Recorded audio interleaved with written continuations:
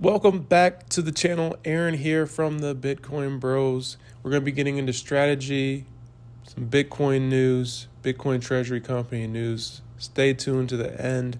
But you guys know that Strategy bought an additional 10,000 Bitcoin. They made it look very easy on Monday. You're seeing all these Bitcoin Treasury strategy companies coming out buying 10, 20, 100, even 1,000 Bitcoin. But Strategy buying 10,000 Bitcoin in 1 week is pretty impressive. You have the price at around 370 with the Bitcoin price at around 105. MNAV is currently at 185. Looking at the most actively traded US stocks today, Strategy still in the top 15 there, currently at around $776 million of traded volume. So still a lot of demand for the stock there. And I wanted to talk a little bit about this. Seeing a lot of people on Twitter that hold Strategy, they're getting very annoyed at some of these other Bitcoin treasury companies performing very well. And Strategy has been very stagnant, like a stable coin here as of late. And in my personal opinion, I don't think you should be worried. Strategy has a huge catalyst coming later this year, and that is the potential inclusion in the S&P 500. The market cap is currently at $103 billion, and they're rated number 97 in the top market cap companies in the U.S. If Bitcoin performs for the rest of June, if we close June pretty good, Strategy will most likely be included in the S&P in either September or later this year. So that's something to watch out for, and that could definitely drive the stock price up a lot higher. And then to talk a little bit more about some of these Bitcoin treasury companies, a lot of these companies are performing really well right now, and some people in the strategy space and in the Bitcoin space are getting frustrated with the idea that these companies are performing well. But in my personal opinion, they're just doing the same thing that Strategy did at lower numbers, and there's going to be some of these companies who get over leveraged and potentially blow up in the future. But a lot of these companies are using 5-year convertible debt to raise the Bitcoin, just like Strategy did. And a lot of these companies are performing well, and their convertible debt is already being called the strike prices, already being hit for some of these companies. But you have to dive deep into the liabilities that these companies have on their financials, because they could very well blow up in the future. That is not financial advice. But this is the same thing that we saw in the past with altcoins. In 2021 and 2017 and 2018, what happened was Bitcoin ran up and then it started to trade sideways. People got bored with that. They thought Bitcoin was too expensive. And then you saw capital rotate into the smaller altcoins, and the altcoins did massive gains. The gains on some of the altcoins in 2017 and 2018 were absolutely massive. But now we're seeing that in the TradFi space. You saw Bitcoin run up, it's been trading sideways. Strategy ran up, it started to trade sideways. Now people are starting to speculate in some of these smaller companies, and a lot of these smaller companies have huge MNAVs, and I think this isn't going to stop anytime soon.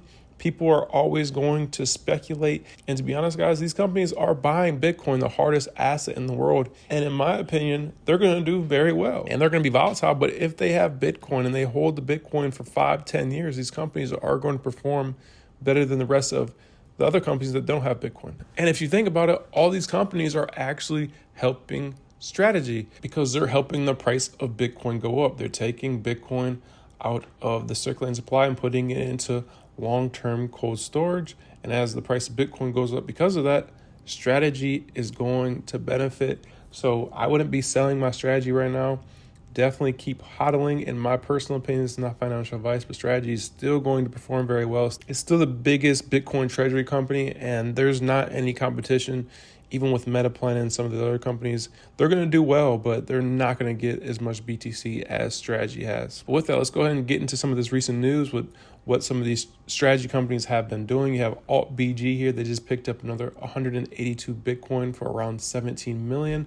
They now hold 1,653 Bitcoin. You can go and see Fold. They already hold 1,490 Bitcoin. They just announced a $250 million equity purchase facility intended to expand their Bitcoin treasury holdings. So If they get that whole 250 million, they're going to be able to buy even more Bitcoin than they have right now. So a big purchase coming from Fold there. You have DDC Enterprise. They announced up to 528 million in funding to accelerate their Bitcoin Treasury strategy. So this is a company who's looking to buy around $500 million worth of Bitcoin. There's going to be more of these Bitcoin corporations coming out from the woodworks, guys, and we're starting to see that with some pretty huge potential purchases. H100 Group, they just received 144.8 Bitcoin, and they now hold 169 BTC. So they went from around 20 to 169 Bitcoin. That's a massive buy for the H100 Group. And then we have a Canadian company, Bitcoin Treasury Corp Stealth, raised 125 million of converts and commons in Canada. They begin trading this Friday. This will vault them into the number 2 corporate Bitcoin holder in Canada, only behind Bitfarms, which is a Bitcoin miner. So this is another Bitcoin treasury company that you have to put on your map. And like I said, guys, all these companies are just buying Bitcoin. This is good for Bitcoin. This is good for strategy.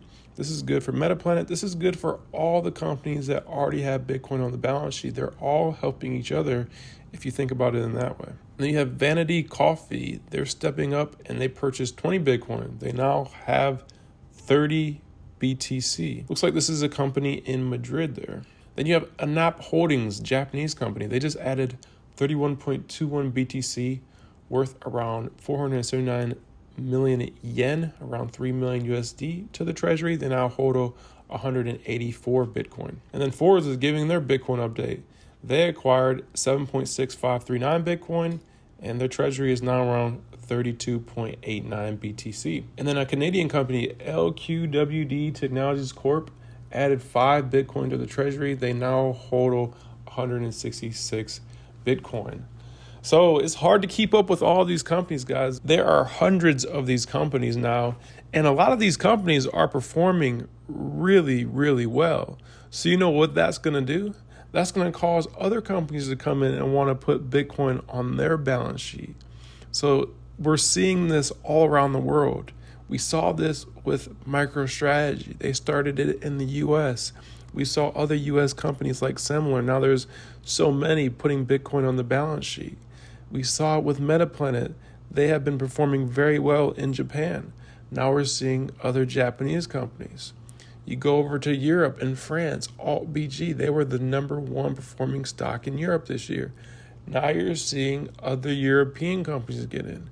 You're seeing some of these Bitcoin treasury companies pop up and do amazing gains in a short period of time, bringing their company back to life. So we're probably going to see more companies do this around the world. The only difference is the Bitcoin price eventually has to start to go up, and that cash that these companies have is not going to buy them as much BTC. And I think that's where you really start to see strategy win, when the Bitcoin price goes up. And that's not financial advice. It's just my thoughts there. And the Genius Act passed. This is the stablecoin act in the United States. You can pause here. This is everything that the Genius Act does if you want to read through this here. But basically, all this is doing is giving more credibility to the crypto market, allowing stablecoins to be legal in the US, because there was a lot of fuzzy area in the past, whether Tether, whether USDC was actually legal. Now we're saying, hey, these are legal entities.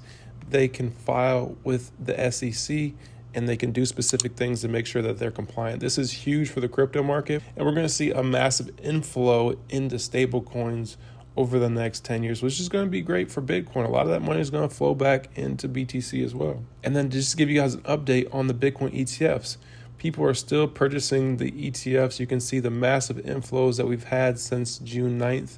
And mind you guys, these are inflows even with all the drama that has been going on with Israel and the war. And hopefully that war stops. Hopefully they could just end that war now so there's no loss of lives. But in terms of the financial markets, it's actually very good to see inflows into the Bitcoin ETF while there's some worry with the United States potentially getting in a war. So that's all I had for today's video. I hope you guys found any value. If you did, hit the like button, subscribe. New content coming out every single day. My name is Aaron from Bitcoin Bros. I'm out. I'll see you guys in the next one. Have a great rest of your day.